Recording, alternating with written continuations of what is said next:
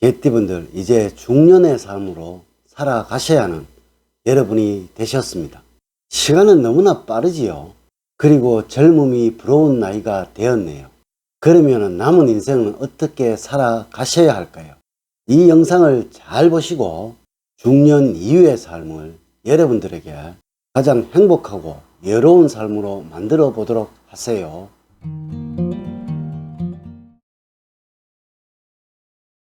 여러분 안녕하세요. 소강 박원호입니다. 변이 바이러스 확산으로 거리두기 4단계로 격상되어 행동 반경이 제한되고 불편하지만 코로나19는 막아야 되지 않을까요? 힘들고 어려운 세상 코로나가 빨리 사라지기를 기원하며 서로 격려하고 배려하고 따뜻한 말 한마디로 힘이 되었으면 합니다. 아울러 개띠분들, 코로나 백신은 꼭 맞으셔야 합니다. 오늘은 여러분들과 중년 이후에 개띠분들의 운세는 어떠한지, 그리고 어떠한 부분을 조심을 하셔야 하는지, 어떻게 하면 중년의 삶을 맞이할 수가 있는지 한번 알아보는 시간을 마련해 볼까 합니다. 말씀드릴 수 있는 부분은 개띠분들은 올 한 해 재운이 너무나 좋더라고요. 오늘 가르쳐 드리는 부분만 몇 가지 주의를 하신다면 중년 이후의 삶은 이래서 돈이 좋구나 라는 것을 느낄 수 있다는 점 알려드리도록 하겠습니다. 먼저 개라는 동물은 믿음과 친화의 동물이라고 말씀을 드렸지요. 이러하니 인간과 가장 가까이에서 호흡을 같이 하고 사교성이 너무나 좋은, 어울림이 아주 특화된 여러분들이라고 생각을 하신다면 무리가 전혀 없을 것 같네요. 개띠분들, 중년 이후를 살아가시면서 어떠한 부분을 조심을 하시고 또 사주학적인 삶을 열어가셔야 행복과 사랑이 넘치는 삶이 될 것인가에 관하여 알아보도록 하겠습니다. 첫 번째로 몸을 항상 깨끗이 하셔야 하고 생활 주변도 청결을 유지하라는 것입니다. 젊을 때는 생활을 즐기면서 주변을 배려하는 마음이 조금 부족하더라도 눈총을 받을 일이 없지만 중년을 살아가시면서 옷을 아무렇게 입는다든지 몸에서 이상한 냄새가 나고 주변이 너무나 혼탁하다면 여러분 주위에는 사람이 떠나간다는 것입니다. 이를 사주학적인 용어로는 편인정인이라고 해서 인성이 나빠진다는 것입니다. 아침에 일어나서는 10분이라도 땀을 흘리시는 운동과 건강을 유지하시려 하시고 샤워를 통한 깨끗한 몸을 간직하라는 것입니다. 두 번째로 내 주장만 고집을 하지 마시고 상대편 말을 들어주는 자세를 가져야 한다는 것입니다.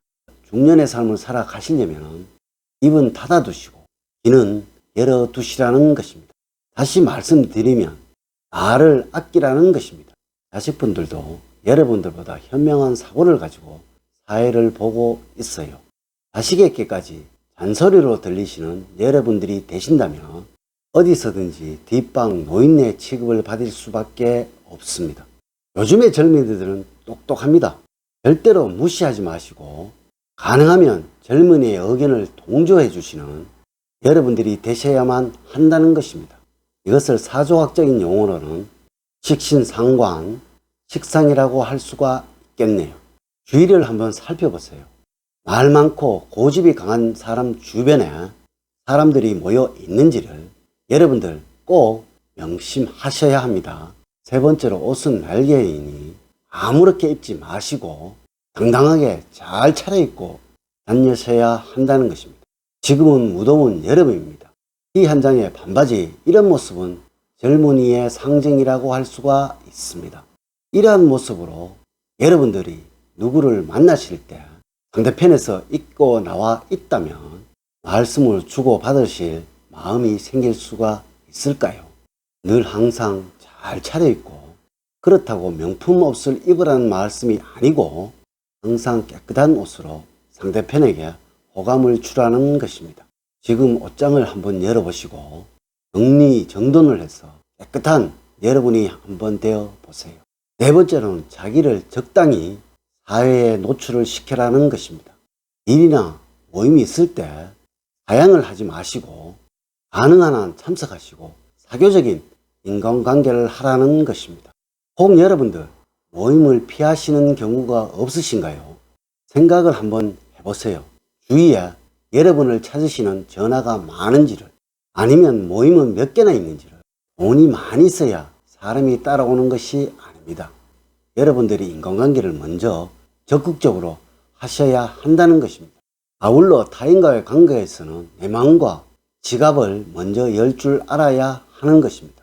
중년 이후에는 말씀은 아끼고 지갑을 먼저 열어야 한다는 것이죠. 이것은 사주학적인 용어로는 재성이라고 할 수가 있겠네요. 다음으로 가장 중요한 것인데요. 마지막으로 5번째입니다. 세상에 너무 강한 집착이나 미련을 두지 말라는 것입니다. 이러한 분들이 계시지요. 자식에게 무엇인가를 남겨주셔야 한다면서 일을 끝까지 하시는 분들, 손자, 손녀분들의 유치원비를, 용돈을 주어야 한다면서 일을 놓지 못하시는 분들이 되신다면 이러한 삶은 너무나 안타까운 삶이 되는 것이에요. 지금부터 개띠분들이 어떻게 주의를 하시면서 중년을 맞아 하셔야 하는지를 알려드리도록 할게요. 58년 무술년생의 경우는 상관과 겁재라는 오행이 만나는 한 해라고 말씀을 드렸지요. 이는 행동이라는 상관과 경쟁과 갈등이라는 겁재의 만남인데요. 이것은 재물에 대한 가장 중요한 포인트가 되는 것입니다. 들어오는 것은 많을 듯한데요. 돈이 들어오면 무엇인가를 꼭 사두어야 한다는 것이에요. 그냥 가지고 계시면 그 돈은 어느새 여러분들도 모르게 나가야 하는 일이 생기는 것입니다. 직업 때문에 많은 갈등이 생길 것이고요. 이것으로 마음에 상처받는 일도 많이 생길 것이고, 이제부터 서서히 직업을 정리하는 상황도 생길 수가 있습니다. 지금부터 들어온 돈들이 여러분들의 중년과 노년을 안락하게 해줄 씨앗돈이 된다는 것을 반드시 명심을 하셔야 합니다. 단, 직장을 마음을 비우셔야 한다는 것, 이것만 유념을 하시면 됩니다. 충고 꼭 명심을 하시고 최고의 중년을 만들어 보도록 하세요. 다음으로 70년 경술년생은 정인과 겁재라는 육친이 부딪힘을 만드는 한 해라고 말씀을 드렸지요. 정인은 편안함이고 겁재는 경쟁이라고 할 수가 있습니다. 재물로 인해 늘 경쟁을 해야 하는 후반기가 될 것이고, 기존에 있는 사업체나 자산들이 이상하게 증식되고 뻥 튀겨지는 현상이라고 할 수가 있습니다. 이들 중에는 여러분들이 인지하고 계시지 않으셨던 이상하게 돈이 만들어지게 된다는 것입니다. 예를 들어 기존에 가지고 계셨던 집값이 많이 올랐다, 땅값이 올랐다. 절대 그냥 두셔야 된다는 점 꼭 유념을 하셔야 합니다.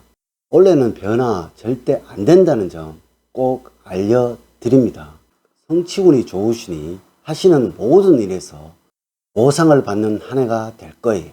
겁을 내지 마시고 무슨 일이든지 경쟁을 하셔야 합니다. 그 결과로 여러분들은 무엇인가를 얻게 될 거예요. 앞서 중년운에서도 말씀을 드렸지만 요즘 젊은이들은 너무나 똑똑합니다. 가능하면 자식의 의견에 동조해 주시는 여러분들이 되신다면 최고의 중년을 맞이할 준비가 되어 있다는 것입니다. 82년 임술년생의 경우 정인과 정관이라는 육친이 여러분들 후반기에 영향을 준다라고 말씀을 드렸지요. 정인은 따뜻한 봄날씨와 같은 여러분들의 마음이 된다라고 생각하시며 이해가 쉬울 듯 하고요. 정관은 직업과 가정에서의 안정입니다. 절대 직업에 변화를 주어서는 안 된다고 말씀을 드렸지요. 편안한 올 한 해의 직업이 펼쳐지신다고 생각하시면 될 듯 합니다. 돈에 마음을 비우신다면 여러분들이 생각하시는 것보다 더 큰 재물이 의외의 곳에서 들어오게 될 거예요. 물론 배우자와 충분히 상의하시고 협의하시는 올 한 해 여러분들이 될 것이지만 그래도 항상 가정에 머물려고 하시고, 이렇게만 하면 중년의 삶은 여러분들에게 행복과 기쁨을 가져다 줄 거예요. 자, 이렇게 신축년 개띠분들 중년을 어떻게 맞이하셔야 하고 어떻게 보내셔야 하는지에 관해서 말씀을 드렸습니다. 중년 이후의 삶은 제가 드리는 말씀 꼭 명심을 하셔서 여러분들 모두 최고의 중년을 맞이하시기를 기원드립니다. 늘 사랑과 행복이 넘치는 삶 만들어 가세요. 오늘 긴 시간 시청해 주셔서 감사드립니다. 감사합니다.